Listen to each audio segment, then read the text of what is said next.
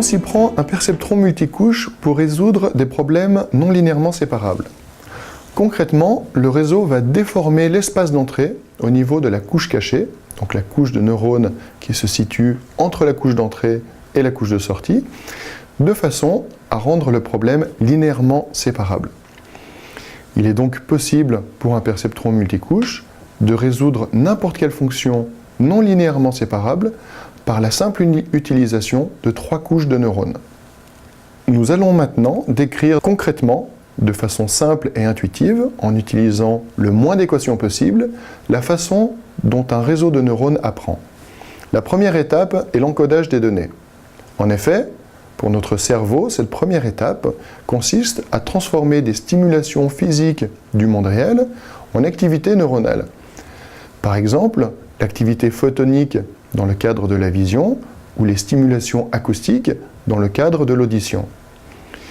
Notre cerveau est ainsi doté de capteurs, par exemple la rétine ou l'oreille, qui permettent de transformer ces stimulations physiques en signaux électriques qui vont être compris et traités par les aires perceptives du cortex.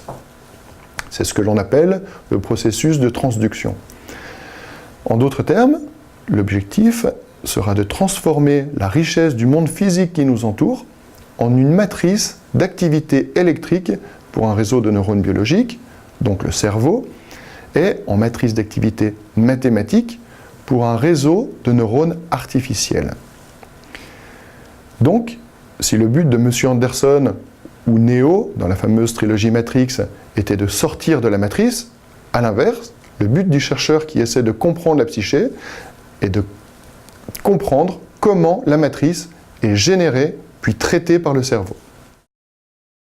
La façon dont cette matrice est générée par des capteurs biologiques est complexe. Nous l'expliquerons un peu plus en détail, plus loin dans ce cours.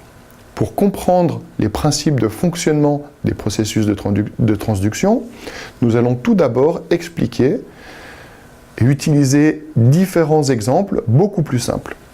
Imaginons le cas d'un réseau de neurones dont la tâche est de catégoriser des visages humains. Par exemple, en termes de visage masculin ou féminin.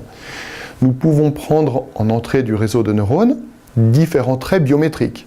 Par exemple, la largeur entre les yeux, la longueur séparant les yeux de la bouche, la largeur du visage, la hauteur du visage, et ainsi de suite. Ensuite, chaque trait biométrique va être encodé par un neurone spécifique d'entrée du réseau. Chaque neurone va donc représenter une dimension perceptive particulière. Chaque visage sera donc encodé par un vecteur de données qui permet de les décrire sur chacune de ces dimensions perceptives. Une autre possibilité d'encodage des caractéristiques des visages est d'utiliser le niveau de gris des pixels d'une image. Une simple image en noir et blanc utilise des pixels qui varient sur des niveaux de gris compris entre, en général, 0 et 255. Chaque pixel représentera alors une dimension d'entrée du réseau de neurones, codée donc par un neurone spécifique. Le problème de cette méthode est qu'une simple image en basse résolution, par exemple une image de 256 par 256 pixels, sera encodée par un vecteur de plus de 60 000 unités. Nous verrons plus loin qu'un ordinateur classique aura beaucoup de mal à simuler des processus neuronaux parallèles et distribués avec des vecteurs d'entrée aussi importants. Enfin, une autre possibilité consiste à utiliser une méthode bio-inspirée. En effet, les recherches en neurosciences et en psychophysique, de la vision par exemple, ont permis de comprendre comment fonctionnaient les processus neuronaux de la rétine au cortex visuel primaire. Il est donc possible d'utiliser des simulations informatiques permettant de reproduire ces processus visuels humains. L'étape suivante, une fois que l'information est encodée au niveau de la couche d'entrée perceptive, sera de transférer l'information aux neurones de la couche suivante, ou la couche cachée dans un perceptron multicouche. En général, l'information d'entrée est normalisée entre 0 et 1. Cela ne pose mathématiquement aucun problème. Il suffit de diviser chaque valeur par la valeur maximale observée au niveau des unités d'entrée. N'importe quelle information peut donc être normalisée entre 0 et 1. Ensuite, cette information est propagée vers les couche de neurones suivants par les connexions synaptiques qui les relient. Au début d'apprentissage, les connexions synaptiques ont des valeurs aléatoires, donc des valeurs qui sont attribuées au hasard, elles aussi entre 0 et 1. L'activité du neurone postsynaptique, donc dans l'exemple, celui qui se situe au niveau de la couche cachée, sera calculée par la somme des activités des neurones présynaptiques, donc ceux qui se situent au niveau de la couche d'entrée, multipliée par la connexion synaptique à laquelle il est relié. Dans l'exemple que vous pouvez voir à présent, le neurone de sortie numéro 1 aura donc la valeur 0,16 fois 0,23 plus 0,74 fois 0,78 et ainsi de suite, et ce qui va donner une sortie de 1,41.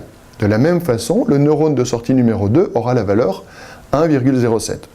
Comme nous le voyons dans cet exemple, avec simplement 5 neurones sur la couche d'entrée, le neurone de sortie aura une valeur calculée qui va dépasser 1.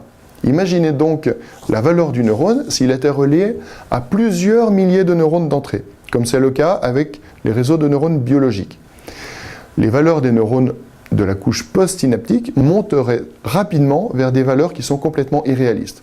Cette augmentation exploserait sur les neurones de la couche suivante, sachant que la propagation de l'activité des neurones biologiques comporte plusieurs dizaines, voire plusieurs centaines de couches de neurones différents.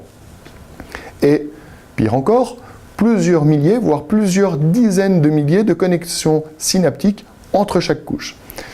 Il va donc être nécessaire de renormaliser automatiquement l'activité du neurone postsynaptique par l'utilisation d'une fonction de transfert. Comme nous l'avons vu précédemment, l'utilisation d'une fonction de transfert est nécessaire au niveau mathématique pour éviter l'explosion de l'activité des neurones postsynaptiques. La fonction de transfert utilisée est généralement une fonction sigmoïde. Comment fonctionne cette fonction de transfert sigmoïde? Sur l'axe des abscisses, nous pouvons observer l'activité d'entrée du neurone. Si cette activité d'entrée du neurone n'atteint pas un certain seuil sur l'axe des X, alors la réponse du neurone sera très faible en sortie. Sur l'exemple du graphique, une activité d'entrée inférieure à 0,4 produira en sortie une très faible activité inférieure environ à 0,5. En revanche, lorsque l'activité d'entrée du neurone approche du seuil, sur l'exemple aux alentours de 0,5, alors la sigmoïde va produire une forte augmentation de l'activité en sortie, au-delà de 0,5. Ensuite, si l'activité continue d'augmenter en entrée, l'activité de sortie va saturer à 1 pour des entrées supérieures à environ 0,6. Bien sûr, il est possible d'utiliser des sigmoïdes plus ou moins aplatis, mais aussi des sigmoïdes qui peuvent varier entre -1 et 1 sur l'axe des ordonnées, de façon à produire des neurones de sortie qui vont être inhibiteurs ou activateurs. Par ailleurs, l'utilisation d'une fonction de transfert a aussi un sens au niveau biologique, dans la mesure où elle permet de modéliser le fonctionnement de neurones humains. Pour comprendre cette notion de plausibilité biologique, il faut comprendre les principes de fonctionnement simplifiés de neurones biologiques. Cette image montre l'activité d'un neurone qui émet une activité électrique en sortie, aussi appelée potentiel d'action, ou spike en anglais. Pour que le neurone émette un spike en sortie, il est nécessaire que l'activité d'entrée de ce neurone atteigne un certain seuil de façon synchronisée. En revanche, si l'activité d'entrée du neurone n'atteint pas ce seuil, alors le neurone n'émettra pas de spike en sortie. Ce principe de fonctionnement peut être modélisé de façon très simplifiée par une fonction de transfert sigmoïdal. Après avoir normalisé la réponse du neurone entre 0 et 1, l'activité va continuer de se propager dans les différentes couches du réseau de neurones jusqu'à atteindre la couche de sortie. Prenons l'exemple proposé plus haut et imaginons que la tâche du réseau de neurones soit de catégoriser le genre des visages. Nous pouvons simplement coder les visages masculins par le neurone de sortie numéro 1 et coder les visages féminins par le neurone de sortie numéro 2. Les visages masculins seront donc codés par le vecteur neuronal 1, 0 et les femmes par le vecteur neuronal 0, 1. Évidemment, étant donné que les poids de connexion synaptique sont aléatoirisés au départ, la réponse du réseau de neurones sera probablement erronée au premier essai.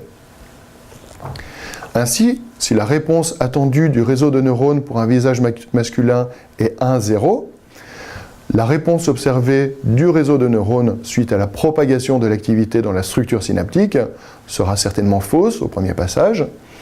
Par exemple, la sortie observée sera peut-être 0,81 et 0,75. Un exemple au hasard. L'objectif de l'apprentissage sera donc d'apprendre au réseau de neurones la réponse attendue de façon à ce qu'il puisse corriger ses poids de connexion synaptique pour réduire l'erreur au prochain cycle d'apprentissage.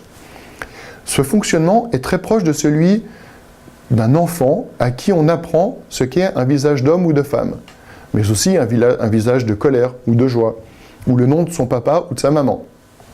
À chaque cycle d'apprentissage, les connexions synaptiques du cerveau de l'enfant vont donc très légèrement se modifier de façon à pouvoir réduire l'erreur à la prochaine itération.